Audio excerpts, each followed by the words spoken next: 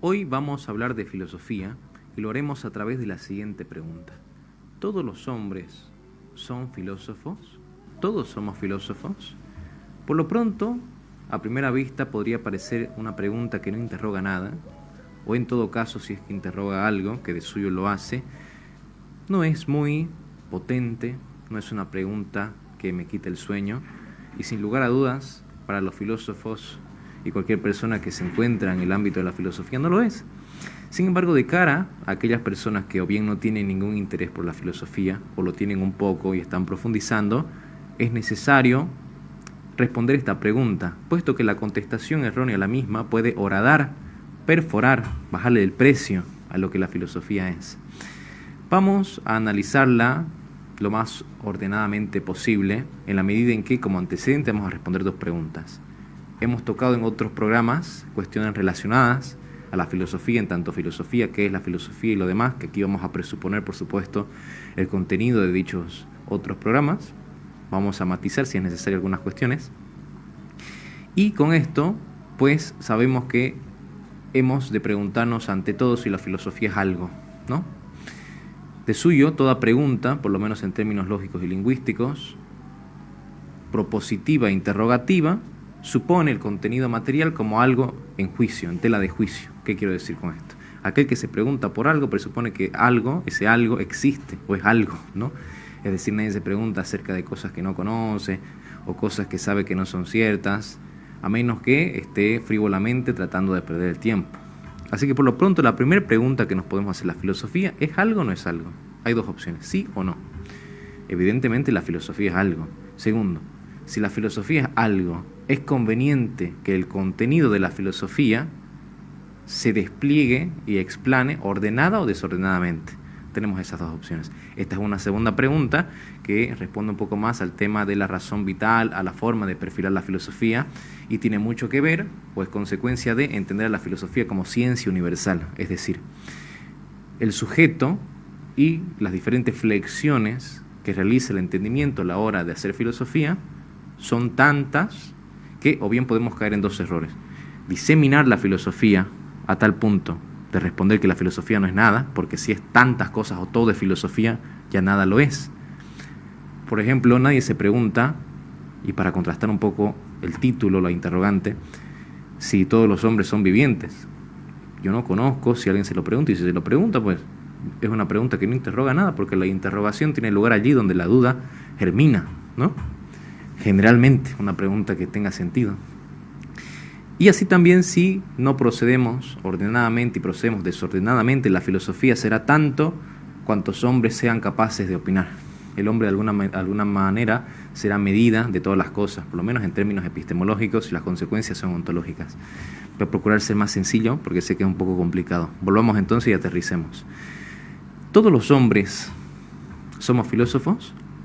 Esta pregunta nace por la motivación de mi pregunta, o de tocar la temática, porque en ciertas cátedras universitarias, en algunas muy buenas, se suele decir que todos somos filósofos, todos podemos filosofar. Esta segunda aseveración es cierta. Por lo pronto nosotros vamos a sostener la hipótesis de que no todos somos filósofos, ni tampoco todos somos capaces de serlo, y vamos a matizar en qué sentido.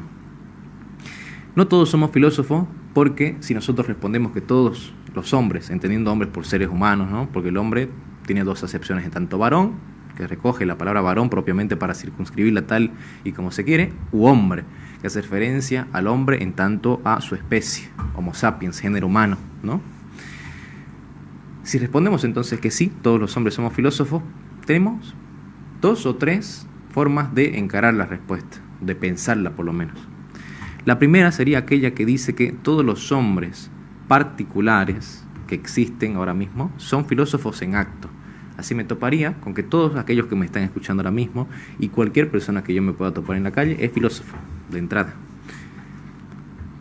La segunda sería que todos los hombres, en tanto hombres, es decir, recogiendo la universalidad máxima del término hombre, son filósofos. Eso significa que todos aquellos que existieron, existen y existirán, fueron, son y serán filósofos. Estamos tratando de jugar con las variables propias de la filosofía del lenguaje, pensando en términos de la respuesta a la pregunta que estamos tocando.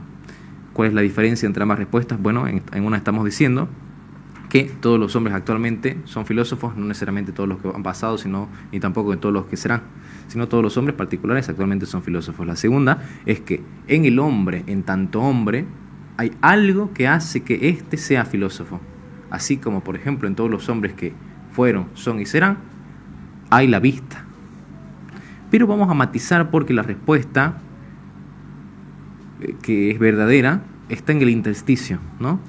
Y sería la siguiente: todos los hombres tienen una potencia natural a ser filósofos. Sin embargo, vamos a matizar que es una potencia natural y cómo se da esto. Para ello tenemos que entender que el hombre es contingente. ¿En qué sentido? La materia es principio de corrupción en filosofía. ¿Qué significa? Por ejemplo, un ángel no puede corromperse porque no tiene soporte material que le permita hacerlo. Vamos a ponerlo en los términos más simples posibles. Pensemos en una barra de metal. Si ésta se queda expuesta a temperaturas que no le son favorables, se va a empezar a oxidar, ¿no? Se va a empezar a corromper. Si nosotros quemamos el fuego, se corrompe. Intentemos, no sé, oxidar, fermentar, quemar un ángel. No es posible. Intentemos hacerlo lo mismo con nuestro intelecto. No podemos. Con nuestra libertad tampoco. Entonces la materia es principio de corrupción en la medida en que la materia subyace la dinámica acto-potencia muy propiamente de la física, ¿no? Y con ello nosotros podemos entender que, aún así, en el hombre hay algo que lo faculta, y esa cosa que lo faculta es el alma, en tanto a su dimensión o facultad intelectiva, que le permite desarrollar su más amplia capacidad, que es la filosofía, en términos científicos, ¿no? Así como se dice, por ejemplo, que el animal y la planta tienen alma, en tanto principio de animación, el hombre también la tiene, pero es un alma espiritual.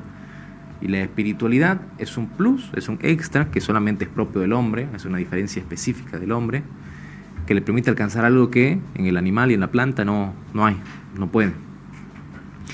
Entonces, todas las potencias naturales, hay que entenderlas, se dan en razón, en el marco, en el seno de esta contingencia, que hay que matizarla muy bien. Hombre particular, ¿no? Porque hay que pensar hombre particular a hombre universal. Hombre particular soy yo, Marcos.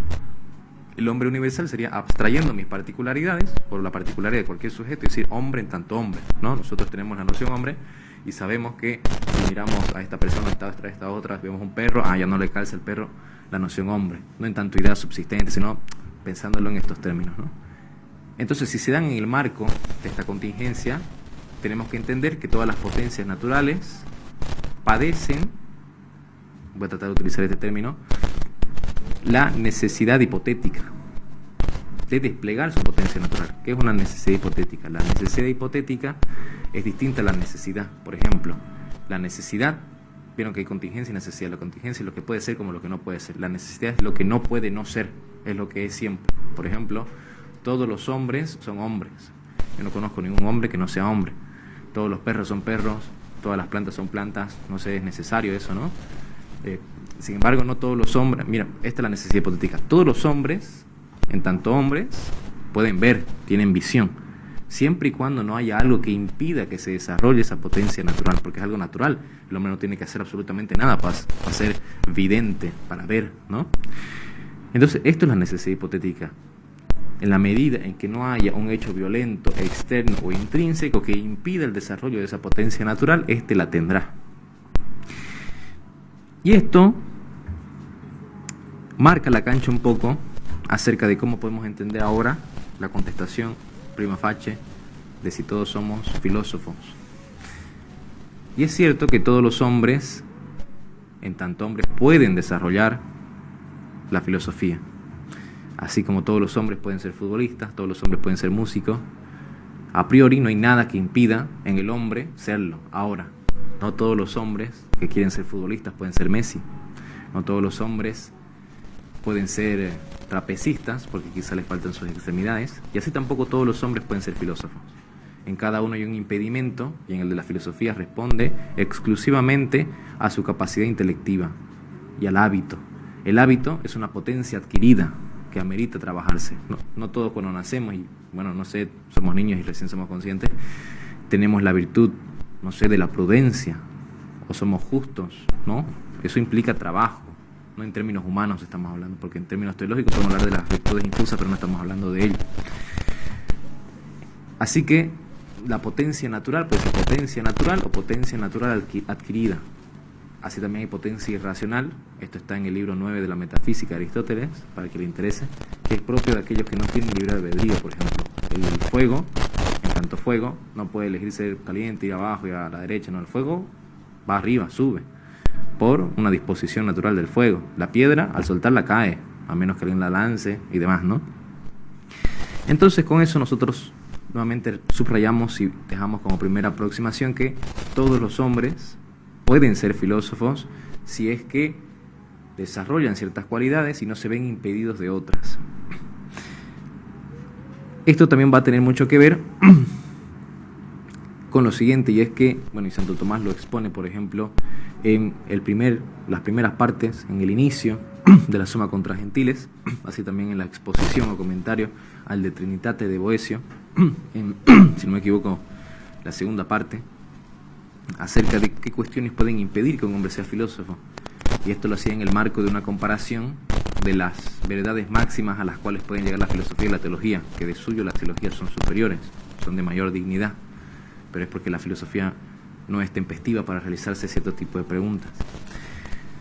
Y decía Santo Tomás que, por ejemplo, aquella persona que no tenga el interés no cultivará la filosofía y por lo tanto no será filósofo. Así también le puede acontecer que tenga una vida en la cual los labores del hogar, de la casa, del trabajo se lo impiden. Sus aspiraciones sean términos mundanos, tener dinero y demás cuestiones, y eso también va a suponer empeñar su voluntad o tener interés en otra cosa, y eso lo va a impedir de llegar. Otros simplemente no van a ser capaces, no les va a dar por una mala disposición intelectual, etcétera, porque amerita muchos ejercicios y tampoco no le dedica el tiempo suficiente. Y enumera una serie de razones que impiden que alguien sea filósofo. Así también habría que puntualizar que, bueno, la filosofía no dilucidar, sino mostrar algo evidente, ¿no? Lo evidente no necesita demostración, porque, y así lo dice Aristóteles, demostrar lo evidente o lo claro por lo oscuro es una tontería. Entonces, si la filosofía es algo añadido al hombre, de suyo que es algo distinto, y si es algo distinto es algo que el hombre tiene que adquirir, y tenemos que saber cuáles son las condiciones de posibilidad para que el hombre adquiera dicha potencia que las acabamos de mencionar, por lo menos, ¿no? Otra pregunta que nos podríamos hacer es si es conveniente hacer creer que todos los hombres son filósofos. Vieron que está muy de moda el tema de los coaching ontológicos, los coach, mentalidad de tiburón y estas cosas, y bueno, suelen sembrar en la mente de las personas que son capaces de todo, ¿no? Absolutamente de todo, un hiperoptimismo, sobre todo en temas de la finanza y demás, puede ser millonario, si yo lo fui, también, otro pichiruchi y demás cuestiones, ¿no? Esto también suele suceder a veces en las cátedras universitarias con respecto a la filosofía. Se suele decir que todos somos filósofos, o todos pueden serlo, y vemos que esa absolutización es un error. Ahora la estamos tratando de ver en términos psicológicos, si cabe el término, en la medida en que queremos saber si es conveniente hacer creer que todos somos filósofos. Y responderemos que no. Yo considero que cierto optimismo es necesario, es bueno y es útil, pero a su vez su contrario también, cierto pesimismo, porque te permite sentarte sobre la tierra, y particularmente en el tema de la filosofía, porque orada nociones que son fundamentales, que es la de sabiduría y la de ignorancia, porque la filosofía, si es algo, es un saber máximo. Entonces entra en juego la dinámica de la sabiduría, el saber, en la misma definición, en el mismo término filosofía, que no ha sido traducido a lo largo de tantos siglos, que pone, por supuesto, esto por un lado en evidencia la complicación propia de esta ciencia en el término de, o en el significado de ciencia universal, y por otro, el tratar de sostener una tradición, que por supuesto es lo que vamos a tocar en un momento. Pero volviendo a lo que decíamos, si la filosofía versa o es una sabiduría, por supuesto, de suyo entra en juego la dinámica opuesta, su término antitético, que es el de la ignorancia, ¿no? Entonces, horadando estas dos nociones fundamentales, acontecen una serie de inconvenientes, que es uno que ya mencionamos hace un momento: si todos son filósofos o todo es filosofía, ya nada lo es. ¿Por qué? Porque si la filosofía es algo, puede ser algo distinto, adquirido, natural. Hemos presentado diversas opciones. Y si es algo que es adquirido al hombre, es algo fuera del hombre, ¿no? Otro elemento es que sea adquirido, pero si es otra cosa que está fuera del hombre, es diferente, y si es diferente, no es idéntico, y si no es idéntico, no todos somos filósofos, ¿no? Otro inconveniente sería que se desvirtúa la relación propia que tiene la filosofía en relación a las demás ciencias. Aquí hay diversas pronunciaciones al respecto. Se suele decir que la filosofía es señora, otros dicen que es sierva. Nosotros mantendremos un punto medio, no por el afán de disentir o tratar de encontrar simplemente algo prudente, entre muchas comillas, sino porque yo considero que es así, y así lo sostienen, por ejemplo, Aristóteles y Santo Tomás, filósofos de cabecera que utilizamos, ¿no? Y es que la filosofía, al ser ciencia universal, es ciencia primera, filosofía primera, así le llamaba Aristóteles. Y esto lo pone en una condición de plataforma, y esto lo resaltaba ya Santo Tomás en el comentario al prólogo de la Metafísica de Aristóteles. En el prólogo al comentario de la Metafísica de Aristóteles, donde decía que la filosofía es una ciencia libérrima. Utilizaba el superlativo de la condición propia de la libertad, que es muy particular de la filosofía en estos términos, porque libre se entiende de aquel que no depende de otro. Y si todas las demás dependen de vos y vos a tu vez no dependés de nadie, esta es la condición máxima de la libertad y esta es la condición propia de la filosofía. Y si esto es así, la filosofía tiene una relación con todas las demás ciencias en la medida en que, a la hora de inquirir los principios propios de cada sujeto, de cada ciencia, porque cada ciencia tiene o pone en consideración, o su unidad temática se da en razón de un sujeto, y el objeto formal, si se quiere decir, el procedimiento a través del cual se va a dar esto, es a través de los principios propios de cada ciencia. Los principios siempre son, en todos los casos, principios de algo, porque los primeros principios de todos los demás principios no son demostrables, son indemostrables, son evidentes. Ahí tenemos, por eso que Aristóteles mismo y Santo Tomás lo va a sostener, y así por lo menos filósofos serios, que la lógica no es propiamente una ciencia, porque evidentemente la condición diacrónica está inmersa en cada ciencia que pretende ser ciencia. La consideran a la lógica más un instrumento, algunos dicen arte, pero Aristóteles y Santo Tomás sostendrán que es un instrumento del buen razonar, ¿no? Es como el corsé. El corsé le es al cuerpo lo que la lógica a las ciencias. Evidentemente se podrían descubrir otros primeros principios y es medio raro porque atentaría contra la misma condición o dignidad de los primeros principios. Y esto entra mucho en juego con el tema de Aristóteles. En sus obras lógicas pone en consideración dos cuestiones, y son la definición y la demostración. La definición es principio o precondición científica y a su vez elemento necesario de la demostración, y la demostración es el medio a través del cual se justifica o se llega a una serie de conclusiones, ¿no? A través de las premisas. Pero la definición es fundamental porque la definición da cuenta inmediata de aquello que es evidente. Y el principio de no contradicción, del tercero excluido y los demás que Aristóteles va a pronunciar no se pueden demostrar, porque si hay demostración de todo vamos a llegar al infinito. Entonces, los primeros principios evidentemente existen y uno procura agotarlos en la medida de sus posibilidades, en la medida de la posibilidad del cognoscente, pero cada ciencia va a tener sus principios, y así lo va a desarrollar Aristóteles y Santo Tomás, por ejemplo. La física, ¿de qué trata? Del ente móvil, ese es su sujeto, su género sujeto. ¿Cuáles son sus principios? Por lo pronto son tres: materia, forma, privación, ¿no? Y así lo va a ir desarrollando.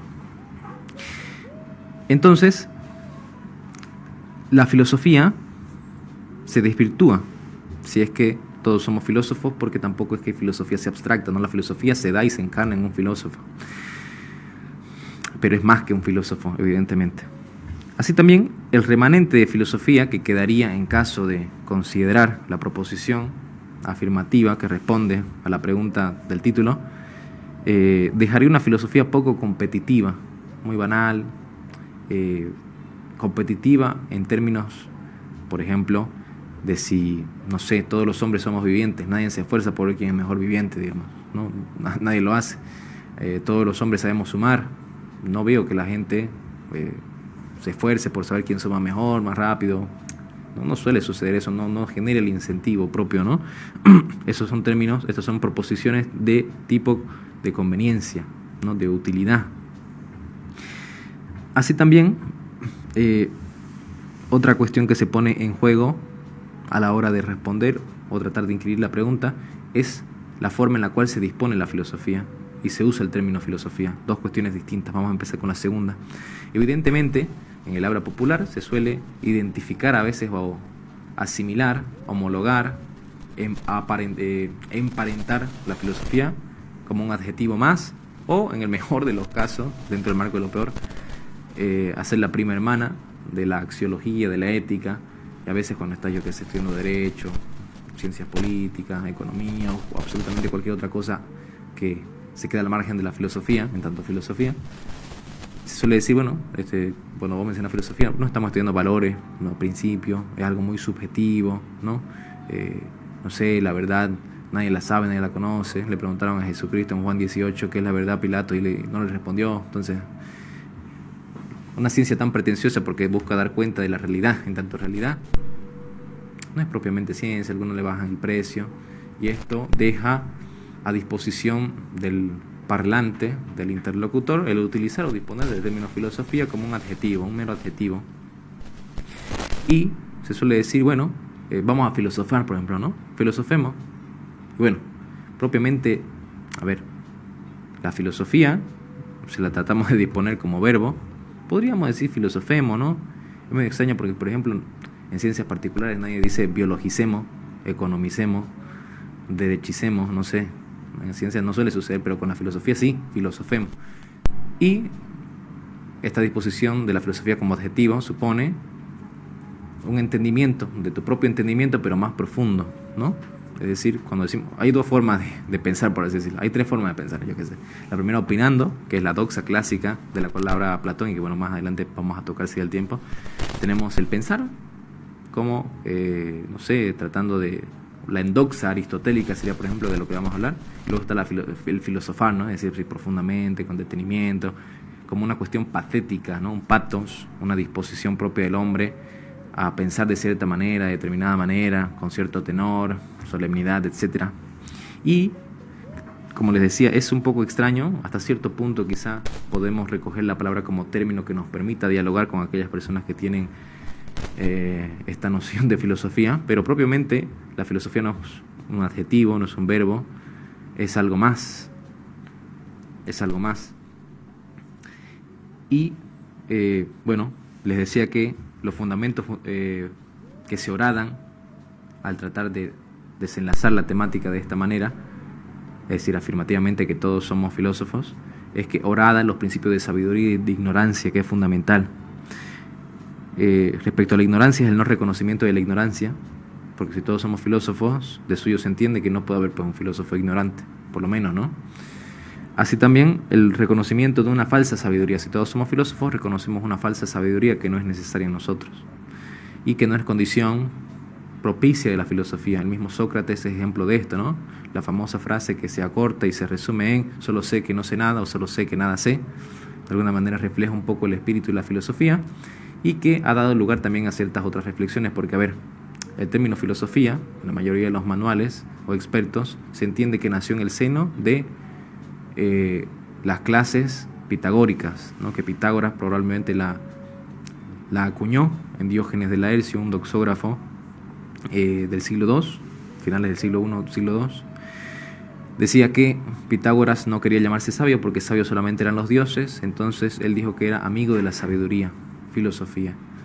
El doctor Alejandro Vigo, experto en Aristóteles, dice, siguiendo a Kant, que en estos términos nosotros nos podríamos considerar filósofos, ¿no? Amantes de los amantes de la sabiduría, porque hay mucho ejercicio doxográfico y ver qué dijo este otro y lo otro, y propiamente esa actitud contemplativa y esa disposición escolástica, de escolé, de tiempo de ocio dedicado a aquello que es lo más preciado y que se incrusta en el marco de una vida contemplativa, precisamente, la hemos perdido, ¿no? Otra cuestión que cabría añadir es la siguiente. Hay cierta cuestión que es configurativa en el tema de los hábitos y virtudes, que es la recurrencia, que entra dentro de la definición propia de hábito. Por ejemplo, no todo el que sabe leyes es abogado. En el mejor de los casos puede ser leguleyo. No todo el que sabe sumar es matemático. No todo el que sabe sumar dinero es economista. Aquel que sabe que se llama cada parte de su cuerpo es biólogo. Así tampoco aquel que maneja 2 o 3 conceptos de filosofía es filósofo. Ahora, evidentemente que se ha puesto como parámetro en la medida en que se ha institucionalizado cada disciplina el título, ¿no? Estudias 5 o 4 años y te dan la licenciatura. Evidentemente que cada ciencia, para ser propiamente y aspirar a lo máximo que puede ser, supone seguir trabajando. Esa es la condición mínima, porque se ha puesto por convención. Yo no sé, y dudo, si Aristóteles en los primeros 3 años que estudió con Eudoxo en la academia de Platón ya se consideraba filósofo.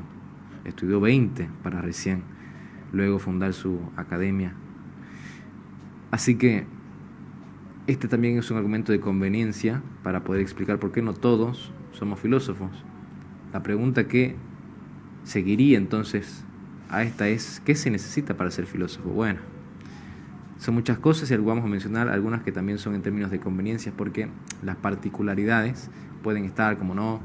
En todo caso, hay ciertas cuestiones que son más fundamentales, como aquella persona que tiene la pretensión de preguntarse por la realidad, no en términos prosaicos, sino dar cuenta de la realidad en tanto realidad, del ente en tanto ente. Así que también se puede mencionar el tema o el rol de la praxis en la filosofía. Es muy interesante pensar el término praxis, porque entiendo que en griego es una palabra muy particular y que por supuesto emplea Aristóteles y que hace referencia a una capacidad muy específica. Por ejemplo, voy a tratar de ilustrarla con lo siguiente. Santo Tomás, y entiendo que también San Agustín, pero me refiero a Santo Tomás, tiene un libro que se titula El Maestro. En él, básicamente, por ejemplo, a la hora de explicar si es posible enseñar y cómo se enseña, o transmitir conocimiento, se hace una distinción muy tempestiva, y es que, por ejemplo, vamos a poner con el ejemplo de un médico para que sea más ilustrativa. Cuando una persona se sana desde la enfermedad, ¿se sana por virtud del médico o porque hay algo en el cuerpo de esa persona que le permite sanarse? Y la respuesta no puede prescindir de ambas dimensiones, porque ambas componen la respuesta. Evidentemente aquel que se sana porque el médico hizo algo en su cuerpo que, caso contrario, no hubiese generado ese efecto si no hubiese estado él. Él es la causa eficiente en este aspecto, en el aspecto directo, ¿no? Activo. Pero evidentemente el médico no hubiese podido hacer nada si es que en el hombre no hubiese algo, una capacidad de receptividad, como para que éste se mejore. Por ejemplo, el médico frente al cáncer no puede hacer mucho, por lo menos en estos tiempos, ¿no? El médico frente a la ceguera no puede hacer nada. No, hasta donde yo sé, no se pueden suplantar los ojos, ¿no?, para darle visión, hasta donde yo sé.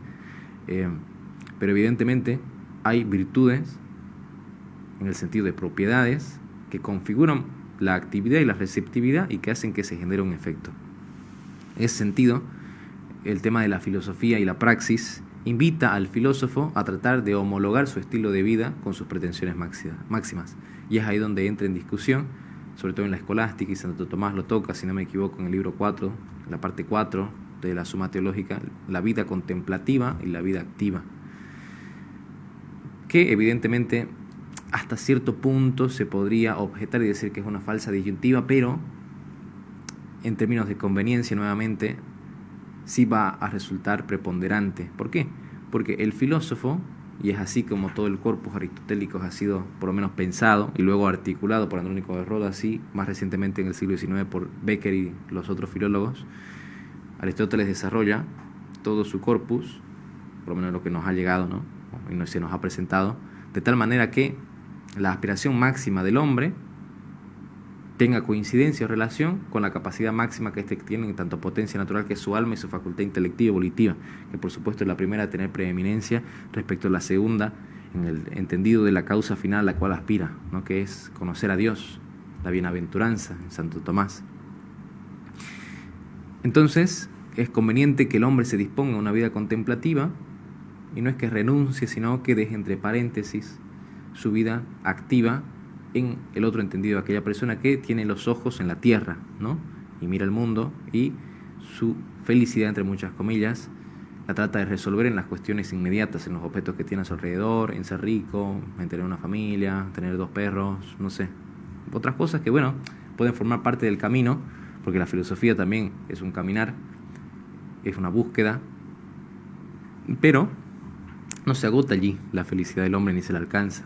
Hay una felicidad mundana y evidentemente la felicidad en tanto lo máximo a lo que podemos aspirar es trascendente, ¿no? Entonces, la vida contemplativa ha de ser la respuesta que también se expresa en el protréptico, por ejemplo, de Aristóteles, que se reivindica frente a la otra corriente de Isócrates que en ese entonces Aristóteles discutía respecto a la retórica, ¿no?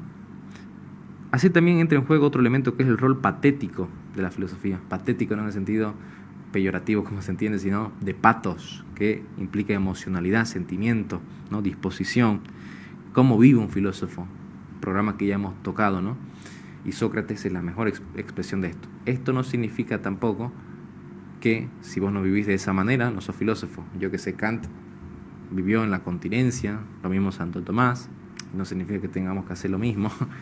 De alguna manera, viste que es conveniente, Santo Tomás lo va a tocar, el tema de la continencia sobre todo, pero no es necesario tampoco tomarte una cicuta, ¿no? O matarte, morir, no sé, suicidarte, esas cosas no son necesarias, pero hay una predisposición a la curiosidad, a la interrogación, al perfilar y explanar el mundo, diagramarlo de una manera muy particular, ver que el otro te amenaza, ver que el otro es un amigo, tomar partido de alguna manera y ponerte al margen de la vanguardia, de lo inmediato. No sos hijo de una época, en alguna medida sos padre, pero no sos padre en ese mismo instante, por lo menos eso suele suceder con los filósofos. El mismo Señor Jesucristo suele decir que un profeta no lo es en su tierra, lo cual subyace una inferencia que podemos hacer que tampoco en los tiempos en los cuales uno está predicando, ¿no? Profiriendo un mensaje. Pero sí también no solamente sos padre, sino que sos compañero de una época. Caminás, te metés y avanzás, tratás de llevarla al máximo dicha época, ¿no? Entonces ahí también juega un poco el tema del patos del filósofo. ¿Por qué un filósofo que prescinda deliberadamente o simplemente no tenga ciertas cualidades no va a ser un muy buen filósofo? Por ejemplo, un filósofo que le dé pereza preguntarse, que le guste leer, que le guste, no sé, hablar poéticamente, ¿no? O que le guste destruir, crear, que disponga la filosofía hacia otras cosas. Bueno, propiamente, por semejanza, por participación, podemos decir que es filósofo, pero la filosofía, si la vamos a tomar como filosofía, la tenemos que tomar como lo más alto. Política no es politiquería, por ejemplo, ¿no? Derecho, no sé, derecho no es un leguleyo tampoco. Evidentemente que en el oficio de ejercer aquello en lo que te profesionalizás o estudiás, evidentemente uno trata de hacerlo lo mejor posible. Un abogado que pierde un juicio sigue siendo abogado. Un economista que hace un mal cálculo sigue siendo economista, y un filósofo que se equivoca sigue siendo filósofo, pero detrás hay otras cuestiones, estas otras variables que estamos explicitando, ¿no? Otra cuestión que tiene también juego es el rol de la novedad en la filosofía. La novedad es una cuestión también bastante estudiada y que se puede perfilar de distintas maneras. Por lo pronto vamos a diagramarla en dos aristas: la novedad en términos epistemológicos o nociológicos de conocimiento y la novedad en términos ontológicos. Muchas veces esta novedad va a tener mayor peso en la primera instancia, en términos nociológicos. La novedad como capacidad de decir lo mismo de una manera distinta, que no es tampoco propiamente una actitud del filósofo, no es necesaria, ¿no? La novedad como tratar de encontrar resquicios, vacíos y rellenarlos, o simplemente cosas a las cuales no se ha tenido acceso antes, que evidentemente el filósofo trata de buscar, y esa es una suerte de caminar o búsqueda que no va hacia adelante, sino que trata de escarbar más lo que otros han escarbado, encontrar el diamante, preguntarse sobre los mismos temas. Generalmente vuelven las viejas preguntas. Y también, bueno, la novedad en términos ontológicos, esto parece como un fenómeno que anteriormente no tenías, ¿no? No sé, pensando por ejemplo Aristóteles, nunca se le ocurrió pues hablar de la inteligencia artificial, no era una cuestión que podía prever, no sé, de la Revolución Francesa, de unas otras cuestiones del sistema democrático actual, ¿no? Bueno, él no pudo concebir en su totalidad la composición real metafísica que Santo Tomás sí, ¿no? De esencia, acto de ser, por ejemplo. no tuvo las escrituras, cuestión fundamental para la filosofía, por ejemplo, que ya vamos a tocar ahora. Pero bueno, la novedad es un tema que también en la filosofía tiene mucho juego, en algunos más que otros, en los posmodernos. La novedad se configura como el solfeo baluarte a través del cual se busca la emancipación de alguna manera, y vieron que la filosofía se dispone un poco más a la filosofía política, se homologa con la tesis número 11 de Feuerbach, y bueno, eso no es propiamente la filosofía, ¿no? La filosofía no trata de transformar el mundo en un sentido activo, eso política, más propiamente marxismo, por ejemplo. Y para entender un poco más el rol de la filosofía, y con esto vamos a cerrar, es la filosofía como sierva, que es una temática que también incomoda a muchos filósofos, que se toca, que entra en juego, no lo podemos evitar. La filosofía como sierva, como señora, como sierva, como plataforma, nosotros hemos dicho que nos decantamos por esta opción. ¿Y qué significa? ¿Qué implica así tener a la filosofía como plataforma? Que tampoco es una opinión, sino que nosotros nos damos cuenta de suyo una vez inquirimos en la filosofía, que la filosofía tiene una disposicionalidad, una facultad dispositiva, ¿no?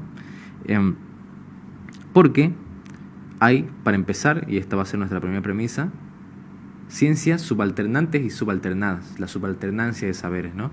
La subalternante es aquella de la cual se supedita o toma algunos principios, la subalternada, no la subalternancia de saberes. Y si esto es así, ha de haber alguna ciencia de mayor grado que no dependa de otra, porque si no iríamos hacia el infinito. Lo mismo sucede con los principios. Por eso decimos que nosotros podemos diagramar, por lo menos mental y gráficamente, un ascenso hacia el conocimiento, pero cuando hablamos de subalternancia pareciera un descenso, ¿no? Es como que está la filosofía en primer lugar, y esta depende de esta otra, y esta depende de otra, y nuestra escalera se va hacia abajo. Evidentemente la teología está allá arriba, pero no la estamos tomando parte de este campo especulativo, ¿no? Pero yo creo que es más conveniente tomarla en el otro sentido, en el sentido ascendente, que es propiamente la forma en la cual la filosofía procede, ¿no? Y si esto es así, ¿qué es lo que sucede? Bueno, que la filosofía entendemos por lo pronto que es señora de todas las demás ciencias, porque la filosofía, para empezar, es capaz de preguntarse por sí misma. La filosofía se pregunta por la filosofía, algo que no sucede en otras ciencias. La matemática no se pregunta qué es la matemática, ni la física qué es la física, en tanto física, ¿no? Sino que se pregunta acerca de lo que versa la física y lo trata de desarrollar y explanar, pero no se pregunta qué es la física, ¿no? Ni sus principios están dados y de dónde los toman. Bueno, de la filosofía. Evidentemente no todos tienen como subalternante inmediato a la filosofía, sino que algunos, por ejemplo, yo que sé, la música toma su principio de la matemática, y la matemática de la filosofía. ¿Vieron? Así va diagramándose el saber. En este entendido vemos que la filosofía, les decía, tiene una propiedad dispositiva, es decir, se dispone como sierva o como plataforma de otras ciencias. Esto es evidente. Puede ser chocante el término siervo o sierva, porque la filosofía tampoco es que esa sea su finalidad. Contingente y particularmente en el marco de la necesidad de la filosofía sucede esto. ¿Por qué? Porque si sos señora de las demás ciencias, todas las demás ciencias te necesitan. Es decir, borrando la filosofía del mapa del campo de los saberes, todas las demás ciencias quedan a la deriva. Quedamos en el desfile de eco de opiniones, en la mera doxa, en el mejor de los casos de la endoxa, que es un conocimiento más plausible, ¿no? Decía Aristóteles, pero la filosofía es baluarte. Y si esto es así, la filosofía ilumina, porque tiene dos funciones por lo menos, ¿no? Y así se diagrama en Fides et Ratio, su función luminal y sapiencial. Luminal en relación con la teología y sapiencial en relación con todas las demás ciencias. Y en este segundo sentido, si tiene función luminal, nosotros teniendo la mejor herramienta dada naturalmente y trabajada meritoriamente, ¿por qué no hemos de disponerla? Si queremos hacer una buena economía, por ello existe la filosofía de la economía, filosofía del derecho, filosofía política, ¿vieron? Y si esto es así, la filosofía se dispone, sirve, por eso decimos sierva, sirve, dispositivo. Y si esto es así, tenemos una mejor ciencia. Evidentemente, cuando esto acontece, no tenemos propiamente filosofía, porque ¿cómo es que se hace la mezcolanza, si utilizamos los paradigmas epistemológicos de los objetos materiales y formales? Que la filosofía política pone en consideración el objeto material propio de la ciencia política, pero se auxilia de la formalidad de la filosofía.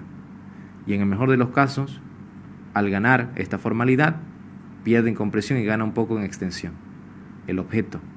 Porque, por ejemplo, por pensar un tema La metapolítica o la filosofía política no estudia propiamente lo que la política en general estudia, ¿no? Que tiene como alguna pretensión o finalidad la articulación de los semejantes. Y se vale de ciertas variables para estudiar, por ejemplo, la gobernabilidad, el poder, la dinámica de gobernados, gobernantes, etc. Cuando se hace filosofía política, puedes estudiar lo subyacente, lo que trasciende, ¿no? Y de esa manera la filosofía se abre como paraguas, se dispone como cimiento y se presenta como pretenciosa, ¿no? En el buen sentido de tratar de abarcar toda la realidad. Y ya para ir concluyendo, evidentemente una persona que no está inmersa en el mundo de la filosofía no se va a hacer todas estas otras preguntas auxiliares para responder si todos somos filósofos. Se valdrá de sus sentidos inmediatos y dirá, bueno, la filosofía yo la entiendo como una forma de proceder, una aducción del pensamiento, una conducción del pensamiento que nos invita a pensar más profundamente, con mayor detenimiento, y en ese entendido yo veo que todos somos capaces de ello. Ahora, evidentemente también está la otra cara de la moneda, que es que, ya hace un momento lo mencionamos, todo abogado puede errar, pero un abogado que siempre se equivoca, un economista que siempre lo hace mal, un matemático que nunca le da a una suma, y un filósofo que nunca puede hacer nada bueno, no merece tampoco, por supuesto, el título de lo que supuestamente ha estudiado, que se dedica a otra cosa. Y es por eso que yo creo que no es conveniente decir que todos somos filósofos, ni todos podemos serlo, en razón a esta necesidad hipotética que acabamos de decir, ¿no? Si no te da, no te da. Y esto pareciera estar claro en las demás ciencias, ¿no? Es decir, si vos haces un test vocacional y te sale que vos no sos bueno en los números y vos te esforzás y no sos bueno en los números y le seguís metiendo ahí sin ti, bueno, va a llegar un punto en que la realidad va a chocar contra vos y te vas a dar cuenta de que no sos buen economista. Lo mismo relacionado a las demás ciencias. Si vos querés ser médico pero no tolerás ver la sangre e insistís, nunca vas a superar eso, bueno, lo más prudente es tratar de disponerte a otra cosa que, bueno, le agarres el gusto y seas bueno, ¿no? Lo mismo para con la filosofía, a la cual no se tiene que bajar el precio, ni tampoco subírselo. La filosofía es lo que es, y es la ciencia máxima del saber humano. Y después está la teología, cuestión que en otro programa vamos a abordar.